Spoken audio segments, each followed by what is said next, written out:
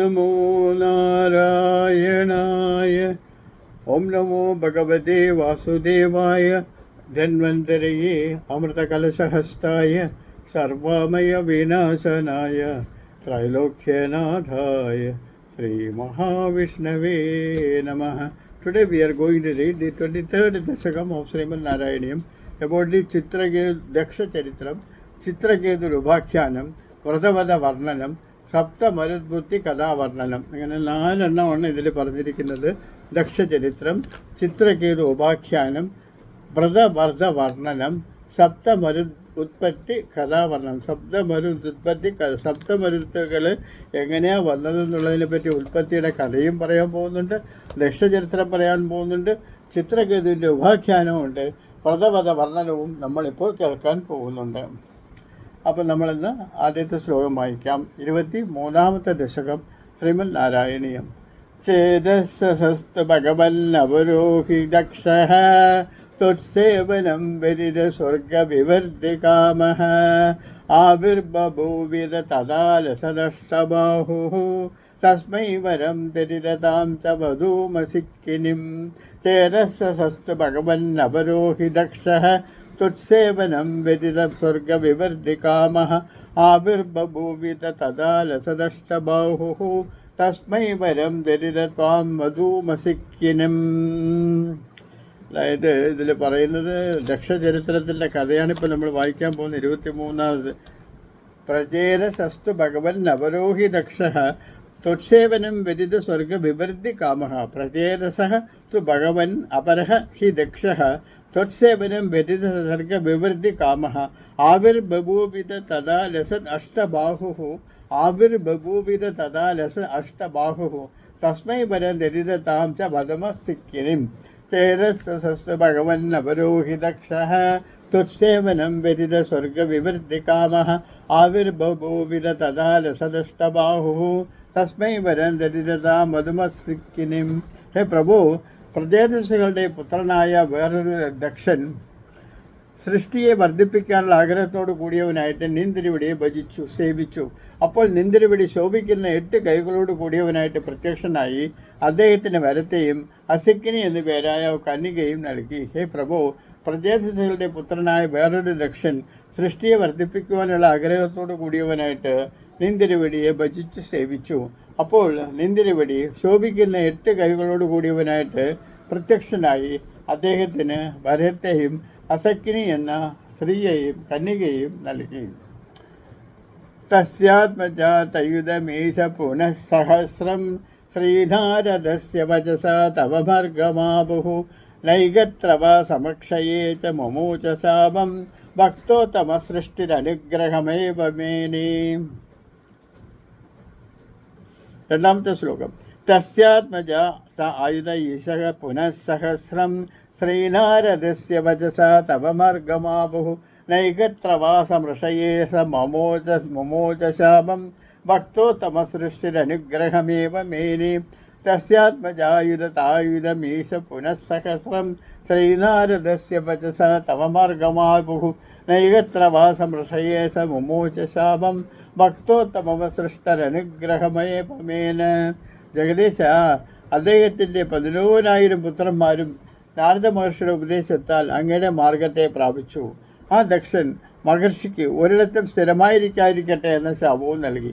ജഗദീശ, അദ്ദേഹത്തിൻ്റെ 11,000 പുത്രന്മാരും നാരദ മഹർഷിയുടെ ഉപദേശത്താൽ അദ്ദേഹത്തെ മാർഗത്തെ തന്നെ പ്രാപിച്ചു. ഇത് കാരണം കാരണം കുട്ടികളൊന്നും ഉണ്ടായിട്ടില്ലല്ലോ, അപ്പോൾ പുനഃസൃഷ്ടികൾ നടക്കുന്നില്ലല്ലോ. അത് കാരണം ദക്ഷൻ മഹർഷിക്ക് ഒരിടത്തും സ്ഥിരമായിരിക്കാനാവട്ടെ എന്ന് ശാപവും നൽകി. ഭക്തന്മാരിൽ ഉത്തമനായ മഹർഷിയാവട്ടെ അത് അനുഗ്രഹത്തോടുകൂടി സ്വീകരിച്ചു.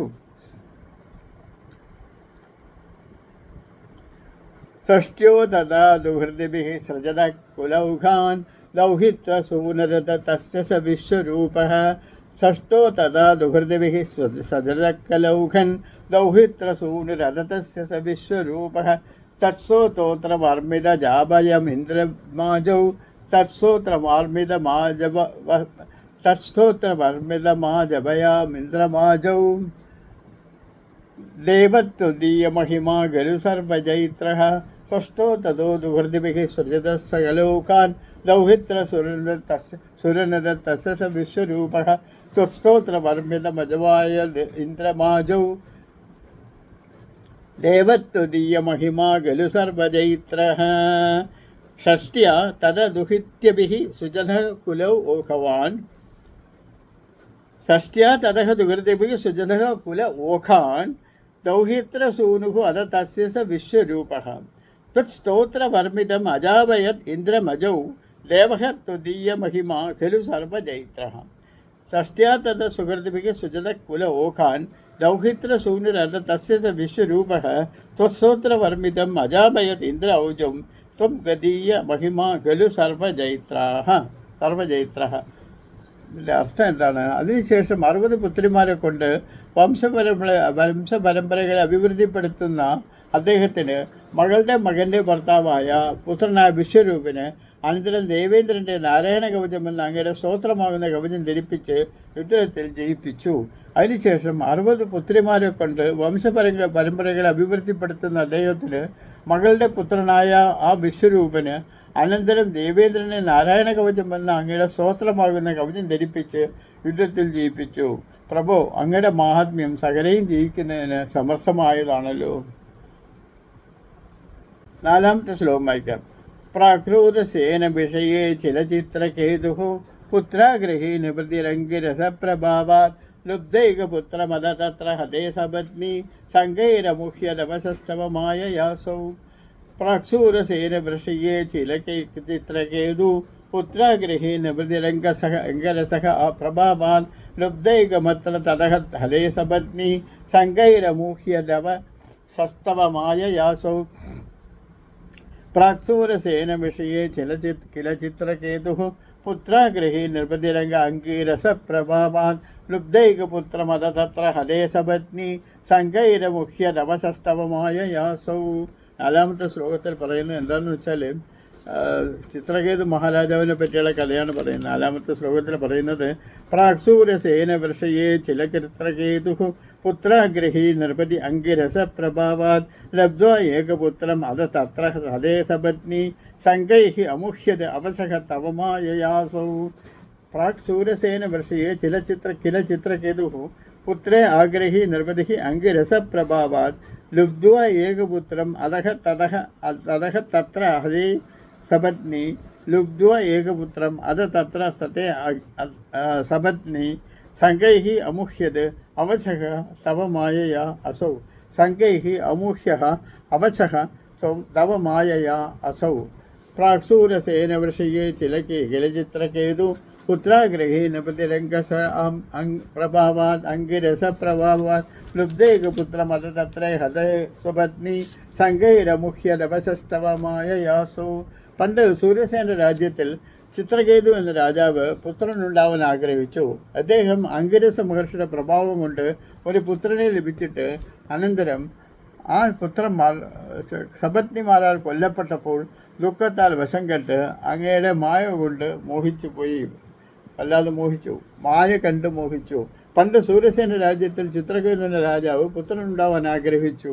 അദ്ദേഹം അംഗിരസ മഹർഷിയുടെ പുത്രപ്രഭാവം കൊണ്ട് ഒരു പുത്രനെ ലഭിച്ചിട്ട് അനന്തരം ആ ശിശു സപത്നിമാരാൽ കൊല്ലപ്പെട്ടപ്പോൾ ദുഃഖത്താൽ വശം കെട്ട് അങ്ങയുടെ മായ കൊണ്ട് മോഹിച്ചു.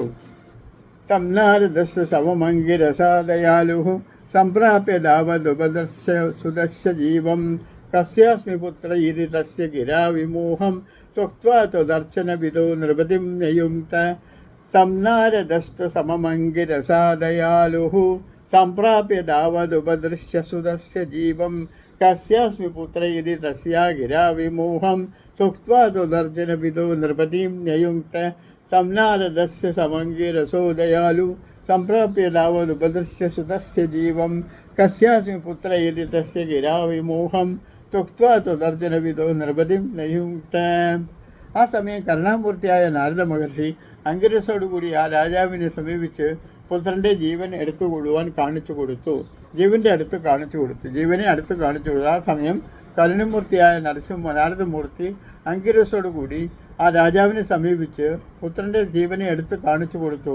ഞാൻ ആരുടെ പുത്രനാണ് എന്ന് ആ ജീവൻ വാക്ക് കേട്ട മോഹത്തെ ഉപേക്ഷിച്ച് രാജാവിനെ അങ്ങേ ആരാധിക്കുന്ന വിഷയത്തിൽ നിയോഗിച്ചു. ആ സമയം കരുണാമൂർത്തിയായ നാരദ മഹർഷിക്ക് അങ്കിരസോടുകൂടി ആ രാജാവിനെ സമീപിച്ച് പുത്രൻ്റെ ജീവൻ എടുത്തുകൊള്ളാൻ യാജ്ഞ ചെയ്തു. അത് ആരുടെ പുത്രനാണ് എന്നും ആ ജീവൻ്റെ വാക്ക് കേട്ട് മോഹത്തെ ഉപേക്ഷിച്ച രാജാവിനെ അങ്ങേ ആരാധിക്കുന്ന വിഷയത്തിൽ നിയോഗിച്ചു. 5 ശ്ലോകങ്ങൾ ഒരുമിച്ച് ചേർത്ത് വായിക്കാം.